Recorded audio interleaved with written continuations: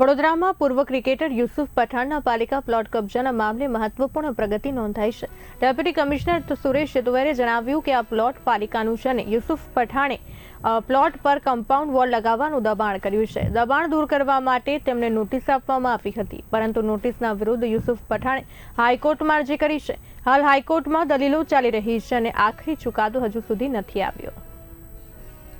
નગરપાલિકાના TP scheme number 22ના final plot number 90 જે 978 ચોરસ મીટરનો આવેલો છે, જે રાંદરજા વિસ્તારમાં છે, જે થોડા વર્ષો અગાઉ ક્રિકેટર યુસુફ પઠાણ દ્વારા તેની માંગણી કરવામાં આવી હતી અને તેની ફાળવણી કરવા માટે આગળની થોડી કાર્યવાહી કરવામાં આવી હતી, પરંતુ સરકારશ્રી તરફથી કોઈ મંજૂરી મળેલ ન હતી, જેથી તે પ્લોટ એને ફાળવવામાં આવેલો નથી।